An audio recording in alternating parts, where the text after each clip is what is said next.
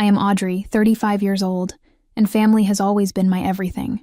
The annual family retreat was our tradition for 15 years, filled with laughter, bonding, and memories. So, when my parents told me there was not enough space for me this year, something inside me broke. I never imagined being excluded from my own family gathering. Yet, there I was uninvited while 66 others were welcomed.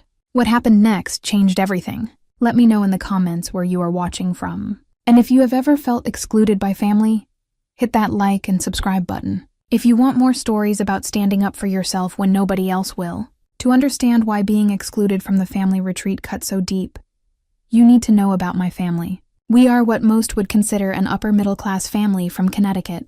My parents, Harold and Diana, raised 5 children in a spacious colonial home in a picturesque suburb. I am the middle child with 2 older siblings and 2 younger ones. Tyler is the oldest, the golden boy who followed in our father's footsteps into finance. He married his college sweetheart, Eliza, and they have 3 perfect children who excel at everything they touch. Then there is Jessica, the second-born, who became a pediatrician and married a surgeon named Andrew.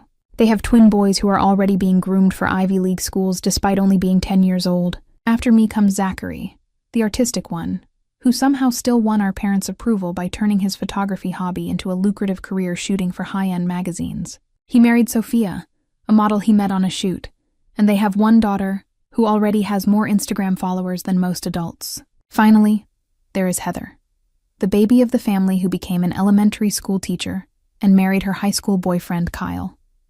They have 2 children who are unsurprisingly considered gifted. And then, there is me, Audrey, the middle child, who used to be the family planner, the one who kept everyone connected. I was a marketing executive until 2 years ago when my company downsized. That happened right around the time my marriage fell apart, when I discovered my husband James had been having an affair with his assistant for 3 years. The family retreat tradition started with my grandparents when I was 20 years old. They owned a large cabin in the Burkers and decided that once a year the entire family would gather for a week of reconnection. When they passed away, my parents took over the tradition, upgrading it each year to more luxurious locations. The annual retreat became something sacred in our family calendar, an untouchable week that everyone blocked off no matter what. I actually played a huge role in planning many of these retreats. With my background in event planning and marketing, I had the skills to negotiate rates, plan activities, and create memorable experiences. For 5 consecutive years, I was the one who handled everything from accommodation bookings to custom welcome baskets for each family. My mother would take credit for most of it, but everyone knew I was the one who made it special. After my divorce, things changed subtly at first. My parents had adored James. He was charming, successful, and came from a family they approved of. When our marriage ended, they seemed more upset about losing him than concerned about what I was going through. My mother actually said, "Could you not have just overlooked it?" Many women in my generation did, as if his 3-year affair was a minor indiscretion I should have tolerated. The financial strain after losing my job made things worse. I had to downsize from our marital home to a small apartment. While I looked for new employment, I freelanced to make ends meet. My parents, who had helped my siblings with down payments for their homes and funded lavish weddings, offered no support. Their words still echo in my mind. "You need to learn independence at some point, Audrey." Independence was their code word for punishment. They never said they blamed me for the divorce, but their actions spoke volumes. Holiday gatherings became uncomfortable with questions about my job search that felt more like interrogations than concern. Comments about how well James was doing at his new position stung like salt in an open wound. They even maintained a friendship with him, inviting him to smaller family events where I would have to smile through the pain of seeing him. The family retreat had been my one constant, the week where, despite everything, I felt like I still belonged. I had attended every single one for 15 years, even the year after my divorce, when being around happy couples felt like torture. I showed up, planned activities for the children, and helped my mother with all the details as I always had. There had been moments of tension, but nothing to suggest I would ever be excluded entirely. So when my mother called about this year's retreat, I had no reason to suspect anything was wrong. In fact, I had already taken the week off work from my new position, which I had finally secured after 8 months of searching. I was excited about the retreat, seeing it as a chance to show my family I was back on my feet and doing well again. Little did I know that phone call would be the beginning of one of the most painful, yet ultimately empowering experiences of my adult life. The call came on a Tuesday evening, as I was preparing dinner in my apartment. I smiled when I saw my mother's name on the caller ID, assuming she wanted to discuss details for the upcoming retreat, as she usually did around this time of year. "Audrey, I wanted to talk to you about the family retreat." She began, her voice carrying that artificial sweetness she used when delivering bad news.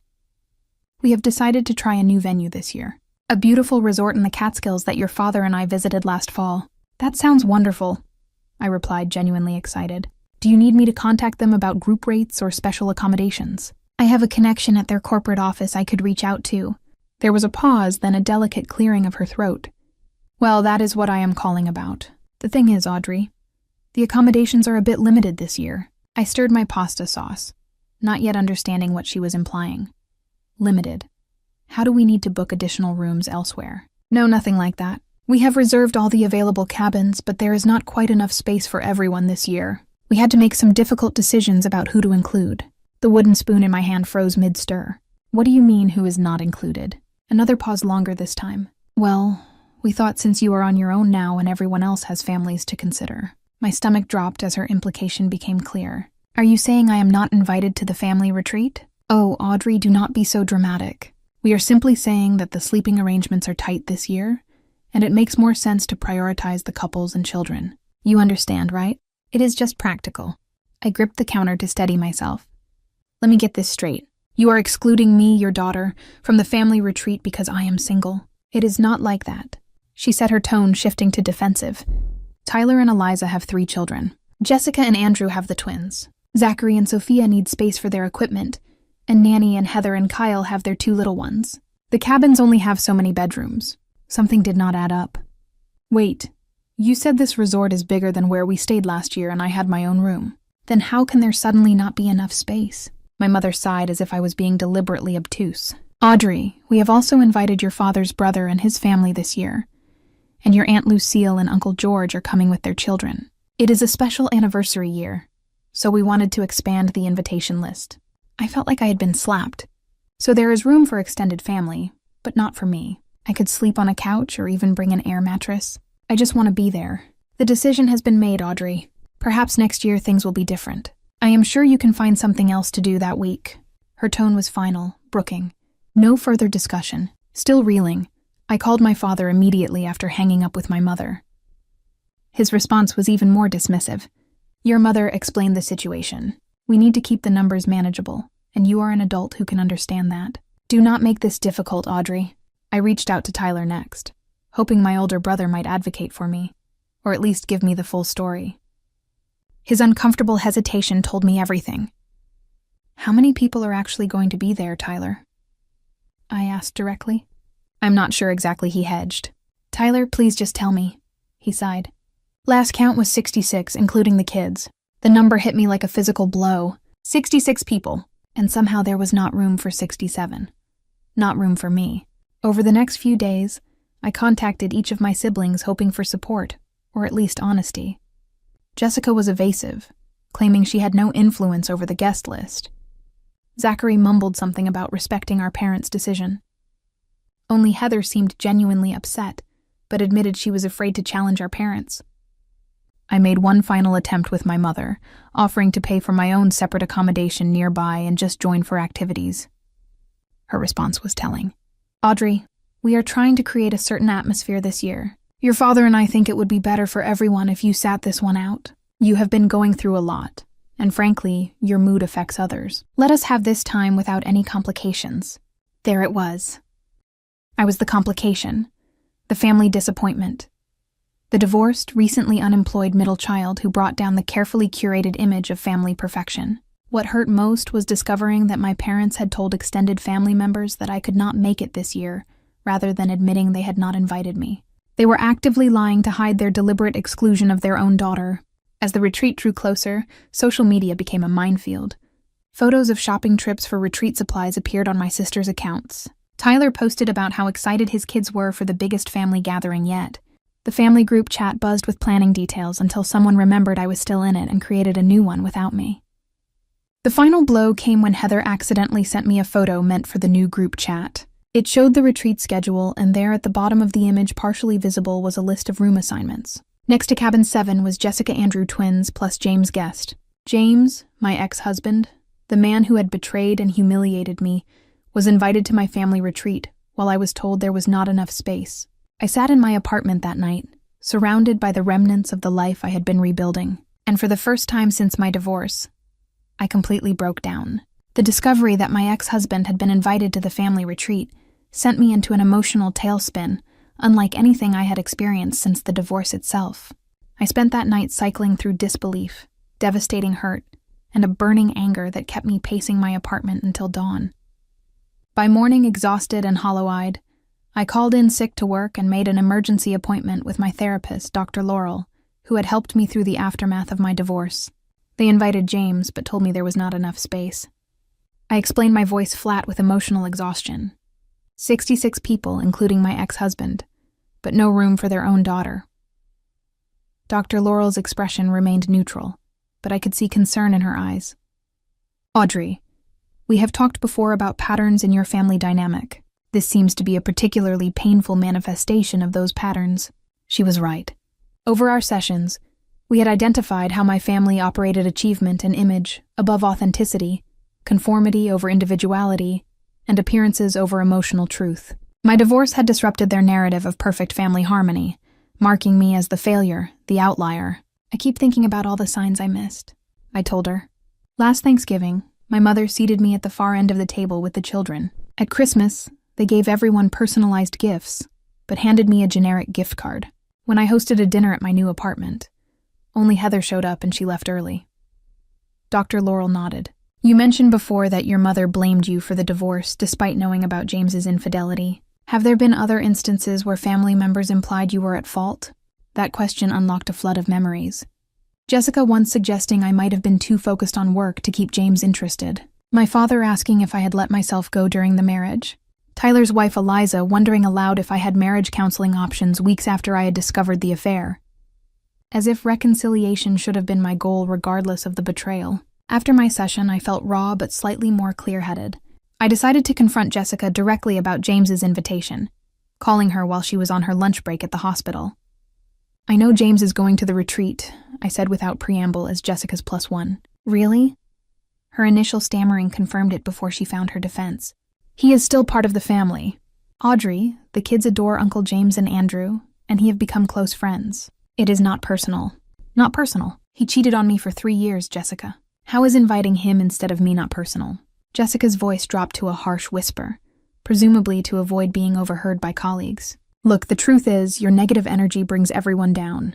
Mom and Dad think you are still wallowing in self-pity, and nobody wants that atmosphere at the retreat. James is fun and positive. He does not make everything about his problems. Her words stung with the particular pain that only comes from having private insecurities voiced by someone who should love you. My negative energy. I lost my husband and my job within months of each other. Jessica, excuse me for not being a bundle of joy while rebuilding my entire life. It has been 2 years, Audrey. Everyone has problems. The rest of us just do not make them our entire personality. After hanging up, I scrolled through my Instagram feed in a form of emotional self-flagellation. There was my mother posting about retreat preparations, writing how excited she was to have the whole family together.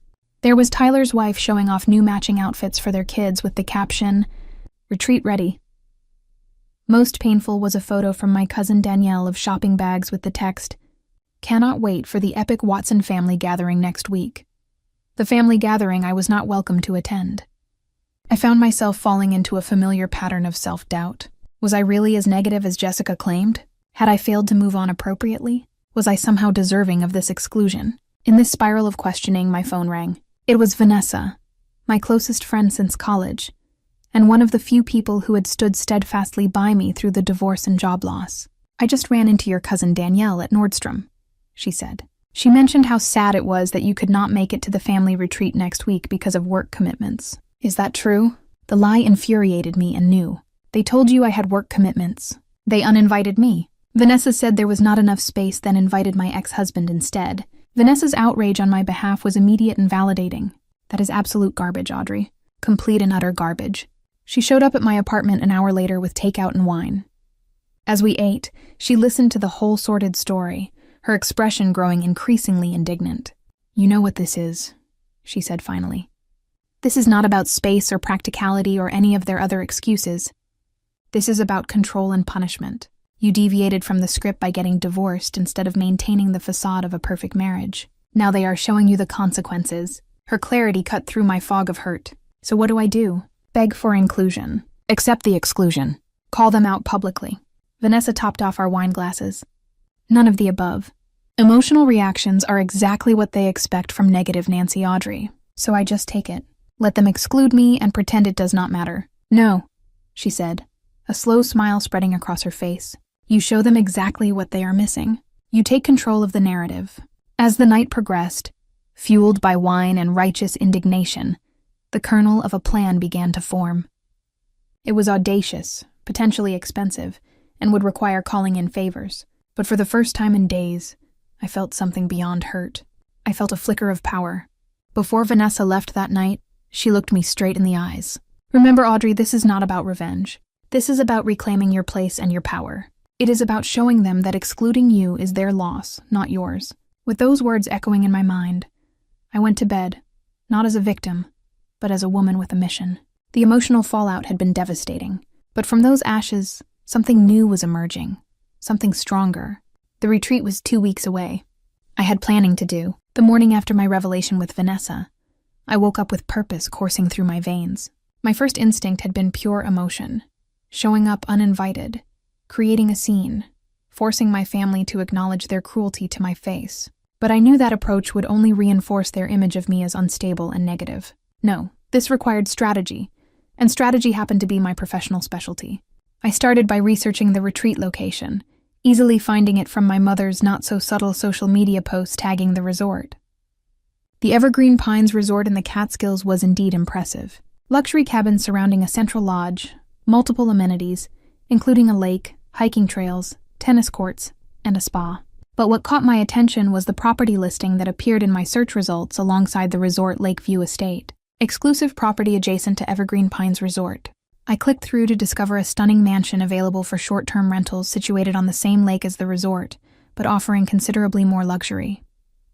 The property featured 8 bedrooms, a private chef's kitchen, an infinity pool overlooking the lake, a home theater, and private dock access. It was extravagant. It was perfect. It was also completely outside my budget. I chewed my lip considering options. My emergency savings would cover perhaps half the cost for the week, but that would leave me financially vulnerable. This plan needed to be financially feasible without being reckless. I called the property management company listed on the website and explained that I was considering the property for a small corporate retreat. The manager, Barbara, was helpful in detailing the amenities, but confirmed my fears about the cost. However, she added, "We do have a last-minute cancellation for those dates, and the owner is anxious not to lose the booking entirely. I could speak to them about a potential discount if you are seriously interested." I thanked her and promised to call back within 24 hours. Next, I opened my contacts list and began to assess my resources. During my years in marketing, I had built a substantial network, including many people in hospitality and event planning, who owed me favors. First called Julian, a former client who now worked for a luxury hospitality group. "Audrey, long time no speak. What can I do for you?" I explained my situation professionally without the emotional details, as a need to create an impressive small gathering on a limited budget. Julian immediately offered to connect me with vendors, who would give me professional courtesies and discounts. Next, call Maggie, my former assistant, who had moved into event planning. She not only volunteered to help coordinate the logistics, but also offered to attend as moral support. Any chance to see you outshine those people who call themselves your family? I am there. By mid-afternoon, I had the beginnings of a network of support. Vanessa had already committed and was reaching out to our mutual friends. I had calls out to several former colleagues who had become friends over the years. My plan required having enough people to make my gathering look intentional and desirable, not like a pathetic attempt to crash the family retreat. I called Barbara back and negotiated a 40% discount on the property rental given the last-minute availability. Still expensive, but now within the realm of possibility if I was careful with my other expenses. With the accommodation secured, I turned to planning activities. The property had a kitchen, but I wanted a special touch. I contacted Daniel, a chef I had worked with on corporate events, who agreed to come for 2 special dinners during the week at a friends and family rate. For daytime activities, I researched options that would be visible to my family without seeming deliberately provocative. The lake was shared between properties, so water activities were an obvious choice. I arranged rental of 2 jet skis and a pontoon boat scheduled for strategic times when the resort would likely have high traffic. I also discovered that while the resort had tennis courts, they did not have pickleball, the trendy sport that several of my family members had recently become obsessed with. The Lakeview estate had space for a temporary court, which I could have set up for a reasonable fee. By evening, I had a spreadsheet detailing costs, a growing guest list of 10 confirmed friends, and a rough itinerary that would make my retreat look effortlessly luxurious without breaking the bank entirely. Vanessa called as I was reviewing my budget. "How is Operation Show Them going?" "It is coming together," I said, surprised by my own calm determination. "I have secured the neighboring property at a discount, have about 10 people committed, and I'm working on making it look amazing without completely draining my savings." "Good, because I just ran into your brother Tyler at the grocery store, and you will never guess what he said." My stomach tightened. "What?" "He asked if we were still on for our trip to Miami that week, loud enough for the cashier to hear. He is actively perpetuating the lie that you have other plans. They are covering their tracks, Audrey." The confirmation of my family's deception only strengthened my resolve. Well, I do have other plans now. Just not the ones they are imagining. The next few days were a flurry of planning. I created a private social media group for my guests, carefully selecting people who were both supportive of me and would make an impression in successful, fun, attractive friends who would photograph well for the inevitable social media posts. I arranged for a professional photographer friend to join us for 2 days in exchange for using the images in her portfolio. I ordered custom welcome baskets for my guests, mimicking but upgrading the ones I used to create for the family retreat. 5 days before the retreat, I received a text from Heather. "Mom keeps talking about how sad it is you cannot make it this year because of your work trip. I feel awful about the lie." "Should I say something?" I responded carefully. "Thank you for your concern, but please do not worry. I have made alternative arrangements for that week that I am actually looking forward to. Enjoy the retreat." It was the truth technically, though not the whole truth. I was not ready to reveal my plan, even to Heather, who seemed genuinely conflicted. The night before I was set to drive to the Catskills, I stood in my bedroom surveying the carefully packed suitcases. I had selected my wardrobe strategically, casual but expensive-looking pieces that would photograph well and convey success without trying too hard. Vanessa called for a final pep talk. "Remember why you are doing this, Audrey. This is not about seeking their approval or making them feel bad. This is about reclaiming your dignity and refusing to be erased from the narrative." "What if it backfires?" I asked, voicing my deepest fear. "What if they see it as proof that I am desperate and pathetic?" "Then they are not worth your energy," she said firmly. "But I do not think that will happen. Your plan is too good, and you are too strong. Just stay genuine through it all. That is what will really show the difference between you and them." After we hung up, I looked at myself in the mirror. The woman looking back at me was not the same one who had crumbled at her mother's rejection 2 weeks ago. This woman had a spark in her eye and a set to her jaw that spoke of newfound determination. "They did not make space for you," I told my reflection. "So, you are going to create your own." With that thought, I went to bed, setting my alarm for an early departure. Tomorrow, Operation Take Back My Power would officially begin.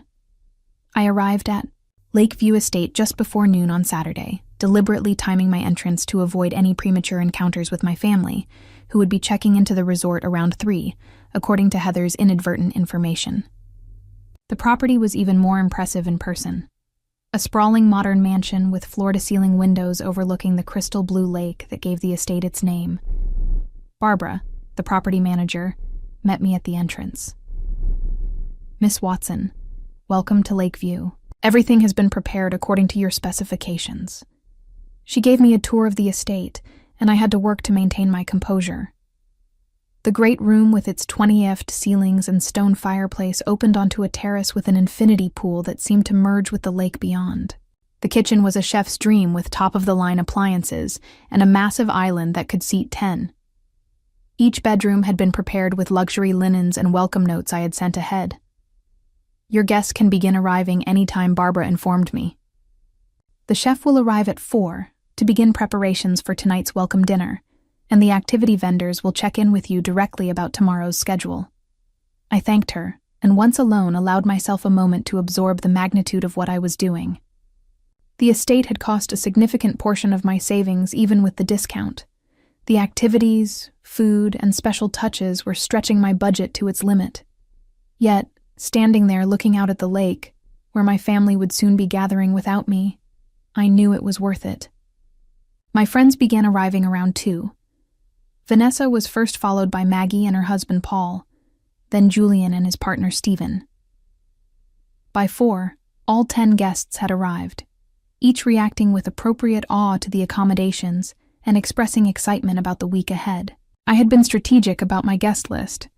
Julian and Stephen were successful, charming, and would impress even my status-conscious parents. Maggie and Paul were the fun-loving couple who would bring energy to any gathering.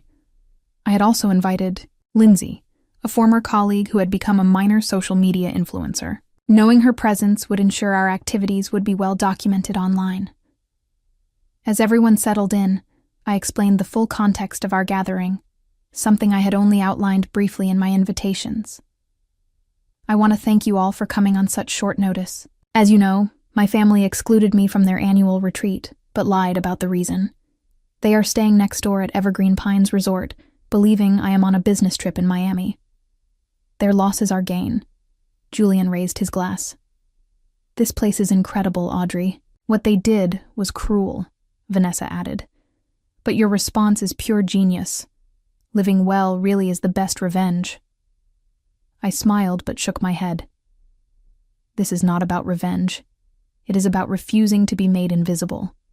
I will not cause a scene or confront them, but I will not hide either. If we happen to cross paths with them, we will be polite, confident, and having a genuinely good time."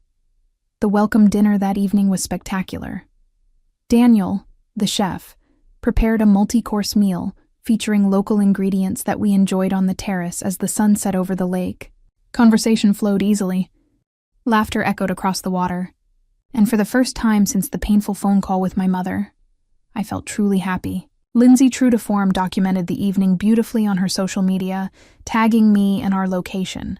I knew it would only be a matter of time before a family member saw the posts and realized I was not in Miami, but practically next door. The next morning, we enjoyed a leisurely breakfast before our first scheduled activity, kayaking on the lake. The timing was deliberate.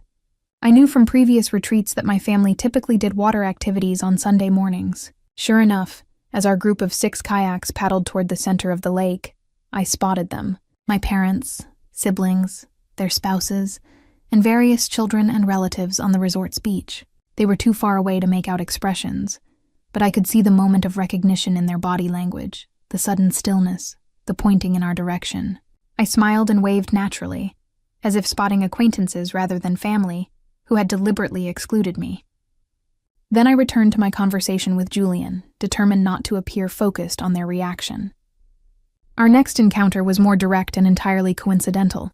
After kayaking, I had arranged for our group to have lunch at the local winery that bordered both properties. As we were being seated on the terrace, I spotted my mother, Jessica, and several female relatives, including my aunts, being led to a nearby table. My mother's expression when she saw me was priceless, shock quickly masked by a brittle smile. Jessica looked like she wanted to disappear into the floor. "Audrey," my mother exclaimed with false brightness. "What a surprise. I thought you were in Miami for work." I approached their table with casual confidence, my friends, hanging back but within earshot. Change of plans. I decided to rent Lakeview Estate with some friends instead. What a coincidence that we are practically neighbors this week. My Aunt Lucille looked confused. "But Diana, you said Audrey could not make it to the family retreat because of work commitments." The flush that spread across my mother's face was deeply satisfying. There must have been a misunderstanding, she managed. We thought Audrey was busy. I was never too busy for family, I said pleasantly. Anyway, I should introduce you to my friends. We are having the most amazing time at Lakeview. I made the introductions, watching my mother's eyes widen slightly as Julian mentioned his executive position and Lindsay casually referenced her social media following. My friends were charming, successful, and clearly enjoying themselves. A far cry from the sad, negative person my family had painted me to be. Well, we should get back to our table, I said after a few minutes of conversation. Enjoy your lunch. As we walked away, Vanessa squeezed my arm. You were perfect. Did you see your mother's face? She looked like she was sucking on a lemon. Jessica could not even make eye contact, Maggie added. She knows exactly what they did. Throughout the afternoon, news of my presence spread through the family. My phone buzzed with texts from Heather. OMG, you are here. Can we talk, Tyler? Quite the coincidence. Mom is freaking out. And even my father, your mother, is upset. What are you playing at, Audrey? I responded to Heather, warmly ignored Tyler, and told my father I was simply enjoying a vacation with friends and hoped the family retreat was going well. By evening, the dynamic had shifted further. We had arranged for our pontoon boat to anchor near a popular swimming spot, complete with music drinks and the floating lounge chairs I had rented. Several of my nieces and nephews spotted us and began begging their parents to go see Aunt Audrey's cool boat. My brother Zachary eventually paddle-boarded over with his daughter Maya, attempting casual conversation. This is quite the setup you have, he said, eyeing our spread of drinks and snacks. We are keeping it simple today, I replied. Tomorrow we have jet skis arriving. Maya, you and your cousins are welcome to come over and use our dock anytime. We have plenty of space. Maya's eyes lit up. Can I, Dad, please? Zachary looked torn between his daughter's excitement and loyalty to our parents. We will see. He hedged before asking in a lower voice. Is this some kind of statement, Audrey? I met his gaze directly. No statement, just enjoying my vacation with people who actually want me around. The next day, the boundaries between the two gatherings began to blur. My teenage nieces and nephews happened to walk by Lakeview during our pickleball tournament and were enthusiastically invited to join. My cousins Brian and Danielle engineered a chance meeting on a hiking trail and ended up returning with us to the estate for drinks. By day 4, the trickle had become a steady stream. The jet skis proved irresistible to the younger generation, and my offer of open access to our dock meant constant traffic between the properties. My pickleball court became the preferred gathering spot over the resort's tennis courts. The pizza night I had arranged with a mobile wood-fired oven set up on our terrace drew nearly 20 family members who just stopped by to say hello. Through it all, I maintained the same warm, genuine attitude. I never mentioned the rejection or questioned anyone's presence. I simply welcomed everyone as if this parallel gathering had been the plan all along. My parents remained conspicuously absent, as did Jessica and James. But with each passing day, more family members drifted to Lakeview, drawn by the relaxed atmosphere, fun activities, and perhaps curiosity about this new version of Audrey, who seemed so different from the negative person they had been told about. On the 5th day, as I was setting up for an afternoon of board games on the terrace, I spotted my mother watching from the property line, her expression unreadable. When she saw me notice her, she quickly turned and walked away. The confrontation I had been anticipating was brewing. I could feel it. That evening, as we were preparing for the gourmet barbecue, Daniel had planned the doorbell rang. Standing on the doorstep was my mother alone and clearly uncomfortable. "May I speak with you privately?" she asked, her voice tight. The moment of reckoning had arrived. I led my mother to a quiet seating area on the side terrace, away from my friends who were helping set up for the barbecue. Her posture was rigid, her handbag clutched tightly against her chest like armor. "Would you like something to drink?" I offered, determined to maintain the role of gracious hostess. "No, thank you," she declined, her tone clipped. "I will get straight to the point, Audrey. What exactly do you think you are doing?" I raised an eyebrow. "I am having a vacation with friends. Is there something wrong with that? Do not play innocent. You deliberately chose a property next to our family retreat after being told we did not have space for you. This whole display," she gestured toward the estate, "is clearly intended to disrupt our gathering and make some sort of statement." I took a measured breath.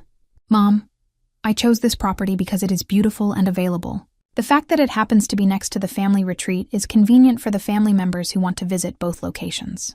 That is another thing." Her voice rose slightly. "You have been luring family members away from planned activities. Zachary's children missed the family photo session yesterday because they were using your jet skis. I have not lured anyone. I extended an open invitation, and people chose to accept it. Perhaps you should ask yourself why so many family members prefer spending time here. My mother's face flushed. Because you are bribing them with expensive toys and activities. This is not about genuine family connection, Audrey. This is about you showing off and trying to make your father and me look bad. The accusation stung, but I refused to show it.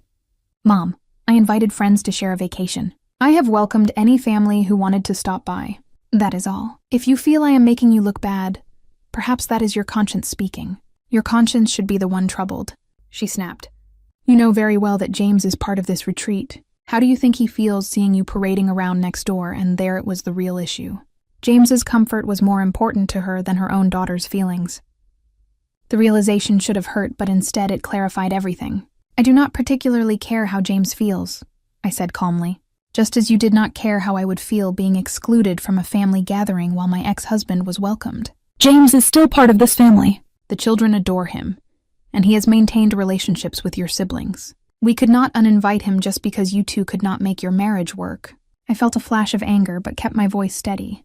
My marriage ended because James had a 3-year affair. Mom, something you know perfectly well? Yet somehow in your narrative, I am the one who could not make it work. And that justified excluding your own daughter while welcoming the man who betrayed her. My mother's expression wavered for a moment before hardening again. You have been negative and difficult ever since the divorce. Audrey, always the victim. Always bringing down the mood. James moved on gracefully. Why could not you moved on gracefully, Mom? He moved on to his affair partner before our divorce was even finalized. And yes, I struggled after simultaneously losing my marriage and my job. I apologize if my pain was inconvenient for the family image. Before she could respond, we were interrupted by Tyler, who approached looking uncomfortable. Sorry to interrupt, but Dad sent me to find you, Mom. The caterers need approval on something. My mother stood straightening her linen pants with sharp movements. This conversation is not over. Audrey, what you are doing is deliberately sabotaging our family retreat, and I will not stand for it. As she walked away, Tyler lingered, shifting his weight awkwardly. For what it is worth, he said quietly. I told them it was wrong not to invite you. I should have pushed harder. I am sorry. His unexpected apology caught me off guard. Thank you for saying that, Tyler. This place is amazing, by the way, he added, glancing around. Maya has not stopped talking about the jet skis. Any chance I could bring the kids over tomorrow for another ride? I smiled genuinely. Of course, you are all welcome anytime. After Tyler left, Vanessa appeared at my side. I saw the Ice Queen making her exit. How did it go? About as expected, I sighed. She accused me of sabotaging the family retreat and suggested I should be more concerned about James's comfort than my own inclusion. Vanessa's eyebrows shot up. Seriously, that is some next-level maternal betrayal right there. The thing is, I said slowly, processing my feelings, I am not even that hurt anymore. I just see her clearly now. Maybe for the first time. And I feel free. The barbecue that evening was another success, with several cousins and their spouses joining us. The conversation flowed easily, and I found myself genuinely enjoying the company of extended family members. I had rarely had one-on-one time with at official family gatherings. My cousin Beverly, my mother's sister's daughter, pulled me aside at one point. I need to tell you something, Audrey. The story we were all told was that you could not come because of work commitments. It was only yesterday, when Aunt Diana was complaining about you showing up to cause trouble, that I realized you had been deliberately excluded. That seems to be the official family narrative. I acknowledged. Beverly looked troubled. There is more. I overheard your mother and Jessica talking last night. Jessica was saying they should have anticipated you might find out about the retreat through social media. Your mother said, and I quote, Audrey has always needed to be the center of attention. This is exactly why we did not want her here in the first place. The words hurt, but they also confirmed what I already suspected. Thank you for telling me, Beverly. I appreciate your honesty. For what it is worth, many of us think this is ridiculous. The family retreat has always included everyone. Excluding you while inviting your ex-husband is just cruel. The next morning brought another unexpected development. Jessica's husband Andrew appeared at Lakeview asking to speak with me. We sat by the pool, the awkwardness between us palpable. I want to clear something up, he began without preamble about James. His invitation did not come from Jessica and me. Despite what you may have heard, Your parents invited him directly and told us we were hosting him. I was surprised by this disclosure. Why are you telling me this? Andrew looked uncomfortable. Because James has been telling stories about your marriage, about the divorce, making himself look like the wounded party. Most of us saw through it, but your parents seem to believe every word. And Jessica, does she believe him too? She did at first, he admitted, but she overheard him last night drunk, telling some of the younger cousins that you had emotional problems that made you impossible to live with. It was ugly, Audrey. Jessica confronted him and it got heated. I felt a complex mix of emotions. Vindication that James's true colors were showing hurt that my family had believed him, and a strange gratitude toward Jessica for finally defending me. Later that day, as my friends and I were returning from a hike, we encountered a large group from the family retreat, heading to the resort's restaurant for dinner. Among them were my parents, Jessica, James, and several other relatives. The tension was immediate and obvious. My father stepped forward, his expression stern. Audrey, your mother tells me you have been causing quite a stir. Before I could respond, Tyler unexpectedly spoke up. Dad, Audrey has not been causing anything. She is having a vacation with her friends. We are the ones who have been crashing her gathering. My father looked taken back by Tyler's defense. Nevertheless, this whole situation is inappropriate, creating a parallel retreat right next door after we explained the space limitations. Space limitations? My cousin Beverly interrupted incredulously. Uncle Harold, there are 66 people at the resort. One more would hardly have made a difference. An uncomfortable murmur ran through the gathered family members. My father looked around, suddenly aware that the narrative was shifting. James, perhaps sensing he was losing his audience, stepped forward. This is classic Audrey behavior, always needing to be the center of attention, creating drama. That is enough, James. It was Jessica who cut him off, her voice sharp. You do not get to speak about my sister that way. Not after what Andrew told me about the real reason for your divorce. James's face darkened. Your sister is mentally unstable. She fabricated stories about I saw the texts. James, Jessica interrupted. Andrew found them on your phone last night when you passed out. The ones to your girlfriend. The ones that started 3 years before the divorce. So unless you want me to read them out loud right here, I suggest you shut up. A shocked silence fell over the group. My mother, who had been watching the exchange with increasing distress, suddenly turned on Jessica. How dare you speak to James that way, after everything he has been through? This is exactly what I was afraid would happen if Audrey came to the retreat. Nothing but drama and fighting. The only drama here is the one you created by excluding your own daughter while inviting the man who cheated on her. Beverly shot back. And that was when my mother lost control completely. Her face contorted with rage, she screamed. Audrey has always been the problem in this family. Always difficult, always failing, always needing special attention. She could not keep her marriage together. She could not keep her job. And now she is deliberately ruining our family retreat out of spite. Her outburst echoed across the path, leaving everyone stunned. In the silence that followed, all eyes turned to me, waiting for my response. I looked at my mother, really looked at her, and felt an unexpected wave of compassion beneath my hurt. She was trapped in her own narrative, her own need for perfection and control. I am not here to ruin anything, Mom, I said quietly. I am here because I refuse to be erased from this family, because I do not fit your perfect image. I do not need to compete for a place at the family retreat. I made my own space, and anyone who wants to be part of it is welcome, including you and Dad. With that, I turned and continued walking toward Lakeview Estate, my friends falling in step beside me. Behind us, I could hear the murmur of conversations, resuming my mother's continued protests, and my father's attempts to restore order. But something fundamental had shifted. The carefully constructed narrative about negative Audrey had crumbled in the face of truth, and for the first time in years, I felt truly seen by members of my own family. The morning after my mother's public outburst, I sat on the terrace of Lakeview Estate, watching the sunrise over the lake and reflecting on everything that had transpired. A part of me had expected to feel triumphant to savor the moment when my family's carefully constructed narrative about me had publicly unraveled. Instead, I felt oddly peaceful, as if a burden I had been carrying for years had finally been set down. My phone had been unusually active since the previous evening. Text messages from cousins expressing support, an email from Tyler acknowledging how wrong the exclusion had been, even a brief message from my father asking if we could talk later that day. Notably absent was any communication from my mother or from James. According to Beverly, who had texted me late into the night, James had packed his bags and left the resort shortly after the confrontation, claiming a work emergency. My mother had retreated to her cabin and refused to come out for dinner. Vanessa joined me on the terrace, coffee in hand. "How are you feeling after yesterday's drama?" "Surprisingly, okay," I admitted. I expected to feel vindicated or satisfied, but mostly I just feel clear, like I can finally see the family dynamic for what it is without being consumed by it. "That is growth, my friend," she said, raising her mug in a toast. "And from where I am sitting, you handled yourself with remarkable grace. You did not stoop to their level, even when provoked." Around mid-morning, Heather arrived at Lake View with her children. While the kids joined the others at the pool, she pulled me aside, her eyes red from crying. "I am so sorry, Audrey," she began, her voice breaking. "I knew it was wrong not to include you, but I was too cowardly to stand up to Mom and Dad.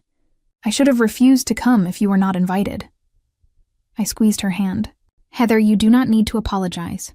I understand the position you were in." "No, I do," she insisted. "I have always gone along with Mom's version of events because it was easier than standing up for what is right. But seeing how they treated you, hearing what Mom said yesterday, it made me realize I have been complicit in something really toxic." Her sincerity touched me deeply. "Thank you for saying that. It means a lot. The kids have been asking if we can just stay here with you for the rest of the week," she added with a small smile. "They say Aunt Audrey's retreat is more fun. You are all welcome to stay as long as you like." "We have plenty of space," I replied. The irony of that statement, not lost on either of us. Throughout the day, more family members drifted over to Lakeview. Some came with apologies, others simply seeking escape from the tense atmosphere that now pervaded the official family retreat. By afternoon, our planned board game tournament had expanded to include nearly 20 family members. The laughter and friendly competition, creating exactly the kind of bonding experience the retreat was supposed to foster. Around 4, Tyler texted that our father wanted to speak with me and asked if he could come over. I agreed, suggesting we meet on the dock for privacy. My father arrived, looking uncharacteristically uncertain. The confident, authoritative man, who had always seemed to have all the answers, now appeared older and somewhat diminished. "This is quite the place you have here," he said, gesturing toward the estate. "It is beautiful," I agreed. "Would you like to walk along the shoreline?" As we walked, my father cleared his throat several times before finally speaking. "Your mother is very upset about what happened yesterday." "I imagine she is," I said neutrally. "She feels that you deliberately created this situation to embarrass her and disrupt the retreat." I stopped walking and turned to face him directly.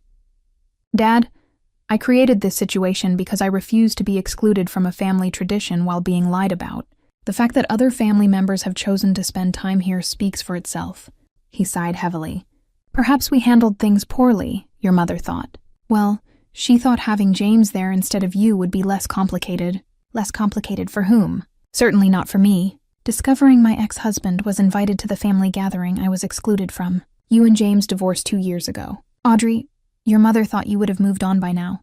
"I have moved on from James," I said firmly. "What I have not moved on from is the expectation that my family would support me, rather than the man who betrayed me, or at minimum not choose him over me for a family gathering." My father looked genuinely perplexed. "We did not choose him over you. We simply thought you did choose him, Dad, explicitly and deliberately, and then lied to the extended family about why I was not there." He was silent for a long moment, gazing out at the lake. "I suppose when you put it that way, it does sound bad." "It was bad. It was hurtful in a way I still struggle to articulate." Another long silence stretched between us before he spoke again. "Your mother and I have not always understood your choices, Audrey. The divorce, some of your career decisions, they seemed impulsive to us. My divorce was not a choice or an impulse, Dad. It was a necessary response to betrayal, and my career changes came after losing a job I loved during a major economic downturn. I have been doing the best I can with the circumstances I faced." Something in my calm certainty seemed to reach him. He nodded slowly. "I can see that now.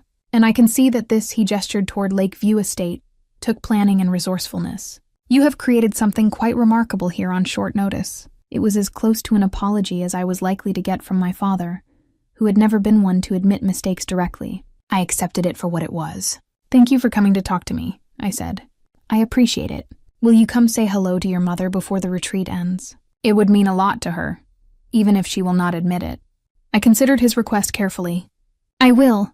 but not to apologize or pretend that what happened was okay. I will come as myself on my own terms. He nodded, accepting my condition. That seems fair. The following day, I walked over to the resort with Vanessa for moral support. My mother was sitting on the deck of the main lodge, a book open but clearly unread in her lap. She straightened when she saw me approaching, her expression guarded. "Mom," I greeted her simply. "Audrey," she responded, her tone carefully neutral. "Your father said you might stop by." I sat in the chair across from her. "I wanted to see you before the retreat ends tomorrow. I suppose you feel you have won." She said, a hint of bitterness in her voice. "This was never about winning or losing, Mom. It was about refusing to be erased." She looked away, her profile rigid. "You have turned the family against me, made me look like the villain. I have not turned anyone against you. I simply created my own space when you made it clear there was none for me and yours. Everything else that happened was the natural consequence of the choices you made." My mother remained silent, her fingers gripping the armrests of her chair. "I do not expect you to understand or approve of my response," I continued, "but I do hope that someday you will recognize that excluding your child while welcoming the person who hurt them is not what family should do." She finally looked at me, her eyes shining with unshed tears. "You have always been so different from the others, Audrey, so determined to do things your own way. It made it hard to know how to be your mother." It was perhaps the most honest thing she had ever said to me, not an apology, but an acknowledgement of the fundamental disconnect between us. "I am different," I agreed, "but that should not make me less worthy of inclusion in this family." We did not resolve anything in that conversation. There was no tearful reconciliation, no dramatic apology, but something subtle shifted between us. A recognition, perhaps, that our relationship would need to be rebuilt on new terms, if it was to continue at all. The last day of the retreat brought a surprising development. What had begun as 2 separate gatherings had evolved into something more fluid with family members, moving between the properties based on activities and preferences rather than allegiance. For the final dinner, we decided to combine resources, setting up tables on the beach between the properties where everyone could gather together. As I helped arrange the tables, Jessica approached me. "I owe you an apology," she said without preamble. "I believed James's version of events because it was easier than accepting that he would do something so terrible. I should have trusted you, my sister, over him." "Thank you for saying that," I replied. "And thank you for standing up for me yesterday. That meant a lot." "Andrew showed me the texts," she said, her expression troubled. "They were so calculating, so manipulative, all while he was pretending to be the perfect husband to you and the perfect brother-in-law to us. I feel sick thinking about how we welcomed him while excluding you." Her genuine remorse touched me. We cannot change what happened, but we can move forward differently. The combined dinner was not without its awkward moments. My mother maintained a polite but distant demeanor, speaking to me only when necessary. A few relatives who had firmly taken her side in the conflict kept their distance, but the majority of the family seemed relieved by the tentative peace, and the evening ended with plans already being discussed for next year's retreat. As I packed the following morning, preparing to return to my regular life, I reflected on everything I had learned during this extraordinary week. I had learned that standing up for yourself does not have to mean lashing out in anger or seeking revenge. Sometimes the most powerful response is simply refusing to accept the narrative others create about you. I had learned that family dynamics built on appearance rather than authentic connection will inevitably fracture when tested, and that the people who truly love you will find their way back to you even after mistakes are made. Most importantly, I had learned that when others will not make space for you, sometimes you need to create your own. And when you do, you may find that the space you create becomes a gathering place for others seeking the same authenticity and acceptance.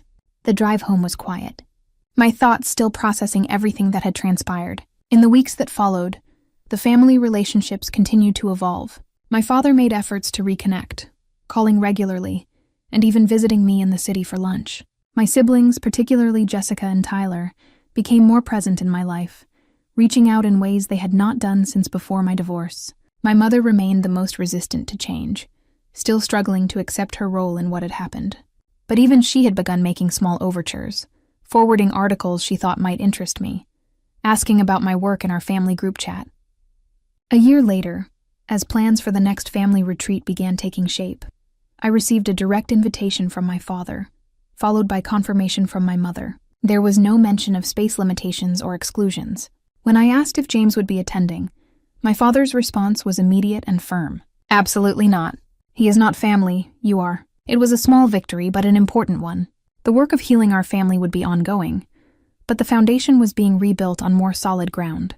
As I consider all that transpired that summer, I am reminded that true family is defined not by obligation or appearances, but by love, respect, and making space for each other, even when it is inconvenient, even when it challenges our preconceptions, even when it requires us to acknowledge our mistakes. Have you ever had to create your own space when others would not make room for you? How did you handle it? I would love to hear your stories in the comments below. And if this story resonated with you, please like, subscribe, and share it with someone who might need to hear that it is okay to stand up for yourself with grace and dignity. Thank you for joining me on this journey. And remember, sometimes the family we create around us is just as important as the one we were born into. Music,